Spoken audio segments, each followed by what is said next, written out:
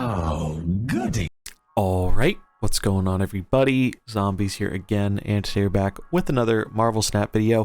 In this one we are going to go over some good decks for all the different pools for the new hot location. This one is Nidavellir, and it gives all cards here plus 5 power. So this is a pretty interesting one. Some decks definitely appreciate this more than others, so let's take a look at the decks for each pool that I think are going to be good for this hot location. Looking at our first deck here for Pool 1, we have a Spectrum Ongoing deck. This is the deck that I think is going to be best in Pool 1 for this location. Basically, we just have a lot of ongoing cards. Actually, almost every card in this deck is ongoing, except for Korg, Nightcrawler, and Angela. Pretty much all our cards are ongoing. Just kind of a nice tempo deck. We have a bunch of cheap stuff we can play out in the early game. Then we have stuff that is just generally good stats for cost. I think Lizard's a really underrated card, though I'd probably avoid playing him in the location as people tend to fill that up with cheap stuff to get max value. Armor is kind of nice, but not super duper needed in Pool 1, but there just aren't that many ongoing cards, so we really just have it for the ongoing rather than the can't be destroyed stuff. Angela, still really good after the nerf, just a good kind of tempo card for this style of deck. Fantastic helps us play for other lanes. Punisher gets a benefit for the opponent filling their location, which they probably are going to do for this hot location. Captain gives us some buffs. Iron Man is an all-star at this location since you have a 5 power Iron Man because of it, which is really, really nice. Claw adds a bit of a surprise factor where you can fight for 2 lanes with 1 card. And then Spectrum just to buff up all of our other ongoing stuff, as that is most of the cards we have in the deck. So that's the one I'd recommend for Pool 1. Let's take a look at Pool 2. The Pool 2 upgrades here, we opt to take the deck in a bit of a different direction, and we have some pretty decent upgrades. Now, we do still have quite a few of the cards we had in the Pool 1 deck, but we do have some good additions from Pool 2 here. So we go down a 1-drop, but we do also add Sunspot, as he is one of the best 1-drops around. Killmonger does get introduced in Pool 2 though, so armor is going to be a lot more useful here. Nightcrawler, still really good for fighting for those lockdown locations, as well as buffing up our Angela. Lizard, Mr. Fantastic, and Punisher all still continue to do a pretty reasonable job in this deck for this location. But then we have our main new additions here. We have Storm, who we can just shut off a bad location, or even the hot location if our hand isn't very good to play into it.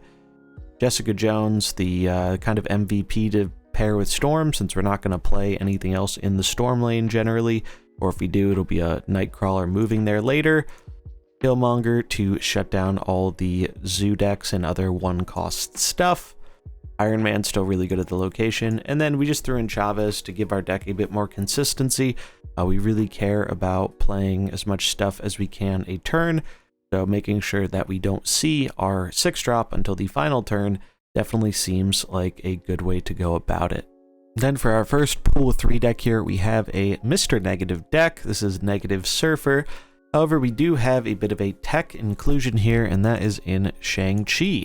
So obviously with all the cards in the hot location getting an additional plus 5 power, you're going to have a lot of stuff getting into Shang-Chi range, and he can really swing that lane. So I think he is kind of a valuable tech inclusion for this hot location. If you're not playing with him, you might want to play something like Armor or Cosmo to prevent other people from Shang-Chiing you, because I think he is going to be popular for this one. But that's kind of our tech inclusion here. Other than that, it's a pretty standard Negative Surfer deck. Most of the stuff you normally see. We really like having all these 0 power cards, so we get the most value we can off of the Surfer, or off of the negative effect.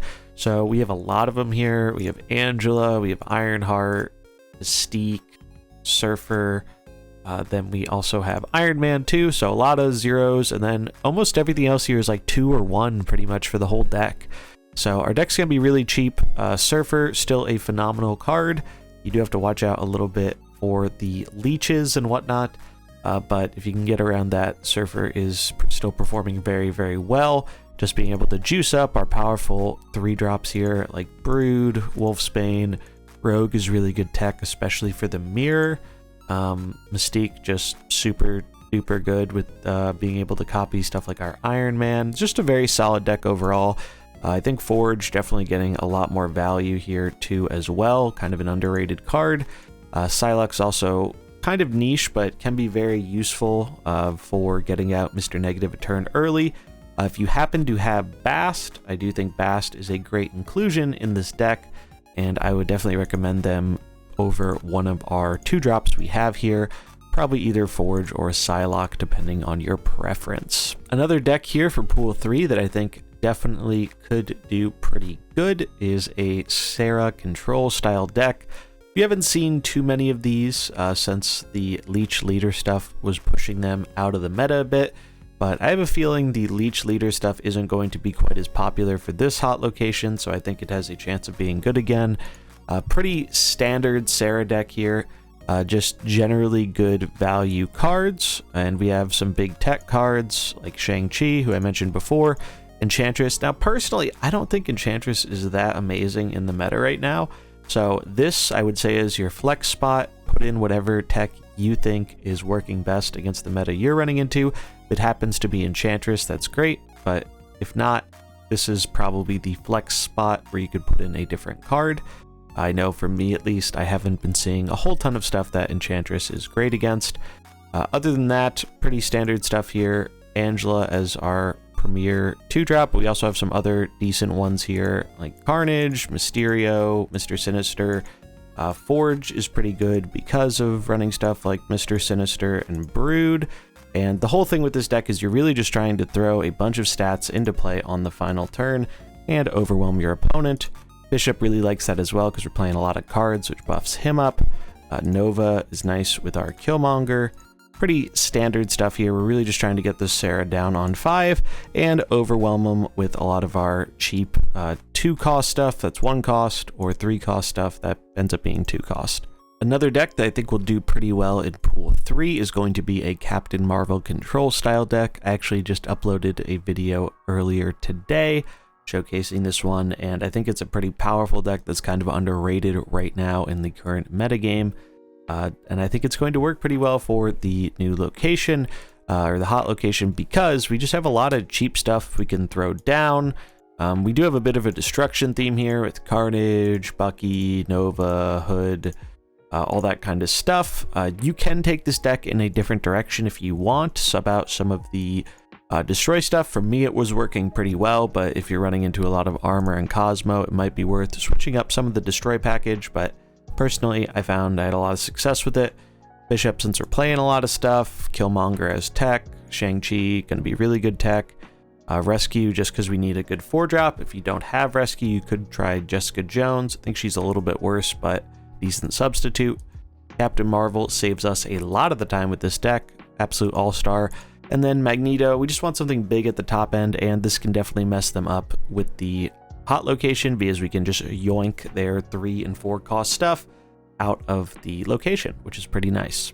Moving past Pool 3 here, looking at some cards from Pool 4 and Pool 5. This is one deck that I have been having a ton of fun with and have a video coming shortly on to focus, but Thanos Zoo. Now, this version of Thanos Zoo here obviously has a bunch of Pool 5 cards, and those are not necessarily the easiest to acquire. However, I do think Thanos Zoo is going to be a viable deck, especially for this location, without the Pool 5 cards you see listed here, as long as you just have Thanos himself. I like the addition of things like Bast and Valkyrie. I think they're sweet cards that are a lot of fun to play and are powerful, but you could just as easily sub these out with more common Zoo style cards and probably still have a decent amount of success with this deck. Overall, though, the really important cards here, obviously Thanos for all the stones and Quinjet to make all of our stones cost 0. Then we just have general good stuff for Zoo. Kazar, Blue Marvel, Bishop, pretty unsurprising. Ant-Man is really nice, especially with Valkyrie, because we're always filling up our board, and if we do Valkalane, he still gets the ongoing buff once it's full. Armor helps us get a little bit of protection from things like Killmonger.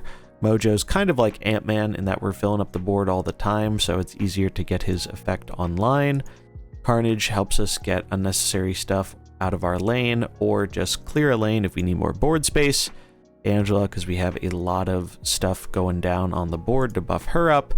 And Bast is sweet because he pretty much buffs our whole deck. The only things he doesn't buff are Khazar and Thanos, but most of the time Thanos isn't actually being played. And if you are going to play Thanos, then you might just not play out Bast, but most of the time Bast is a pretty significant power boost for your other cards. So I really like Thanos Zoo. Again, you can make some substitutions here. I would probably just sprinkle in some more 1 or 2 drops. You could sprinkle in some tech. Like I said before, Shang-Chi is a really good tech for this location, so you could consider that. But overall, as long as you have Thanos for the Thanos Zoo, I think it is going to be a good choice for this hot location. The last deck we're going to take a look at here is one that utilizes She-Hulk, and this is a Dino deck made by my buddy Blue Train. Very cool deck, and honestly one that I think is very powerful. I think it started seeing a bit less play because it didn't line up very well into all the leeches and the leaders going around, but now that things are starting to change a bit, I think She-Hulk is ready to make a comeback. And this is a pretty decent deck to do it in. So we have Quinjet, because we have a bunch of generation effects to keep our hand nice and big for the dinosaur, such as Sentinel, White Queen, and Moon Girl. We have Chavez for more consistency, because we really want to draw our cheap stuff early on in the game, such as our Sunspot and our Quinjet. Armor to protect them from things like Killmonger and protect our big stuff from Shang-Chi.